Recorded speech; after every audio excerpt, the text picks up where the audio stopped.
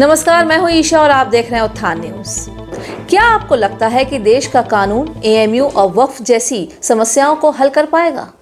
क्या ऐसी हरकतें उस देश के साथ, उस हिंदू समाज के साथ धोखा नहीं जिसने विभाजन का दंश झेला? वही हिंदू जो इस देश को जन्म और कर्म भूमि समझते हुए, इसकी पूजा करते हुए इसे अखंड रखना चाहता है। ऑन द अदर हैंड, इस देश का मक्कार सेकुलरिस्ट उस वर्ग को अपीस करने में लगा हुआ है और पनाह दे रहा है जो देश के टुकड़े टुकड़े करने की मंशा पाले हुए हैं।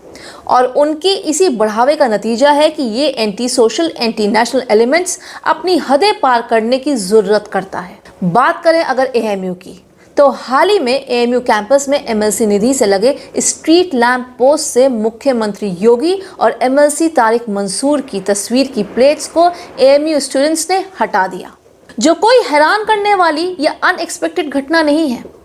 जिस यूनिवर्सिटी में हिंदू की कब्र खोदने, मोदी की कब्र खोदने, जहां कश्मीर की तर्ज पर हम क्या मांगे आज़ादी आज़ादी के नारे लगते हों, 370 एब्रोगेशन और सीएए के विरोध में आंदोलन चलता हो, जिन्ना को ग्लोरीफाई किया जाता हो, जहां ओवैसी, कन्हैया, तीस्ता, लालू, मुलायम जैसे लोगों को मिलता हो रेड कार्पेट वेलकम, तो दूसरी ओर राष्ट्र के एचआरडी मिनिस्टर एमएम जोशी को कैंपस के बाहर ही रोक देने की हिमाकत हो।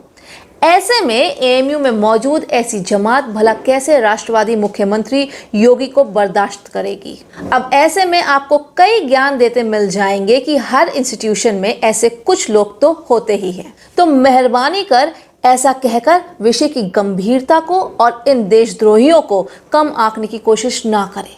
ये कुछ नहीं, ये कुछ होते तो योगी जी की तस्वीर ना उतार पाते। ऐसी संस्थाओं में शरीफ और राष्ट्रवादी, चाहे वो किसी भी धर्म के हों, अपने को लाचार पाते हैं। सच्चाई ये है कि इनकी तादाद आपकी कल्पना से कहीं अधिक है। सेकेंडली, जब देश का बंटवारा ही हिंदू मुस्लिम आधार पर हो गया, तो अब कोई मुस्लिम इंस्टीट्यूशन क्यों होना चाहिए? वैसे भी किसी संस्थान, स्पेशली एजुकेशनल इंस्टीट्यूशन को मजहब या जाति आधारित होना ही नहीं चाहिए।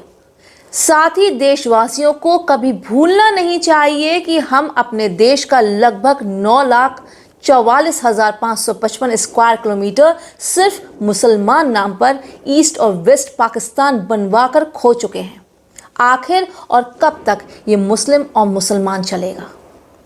सवाल यहाँ ये भी उठता है कि एक यूनिवर्सिटी जिसका देश के बंटवारे में योगदान रहा हो, जहां आज भी एक जमात एंटी नेशनल एक्टिविटीज में इंडल्ज रहती है, जिस कैंपस में सिमी जैसे टेररिस्ट ऑर्गेनाइजेशन का जन्म हुआ हो, ऐसा सस्पिशियस इंस्टीट्यूशन इस देश में चल ही कैसे रहा है? Do give your comments below. Thank you for watching उत्थान न्यूज।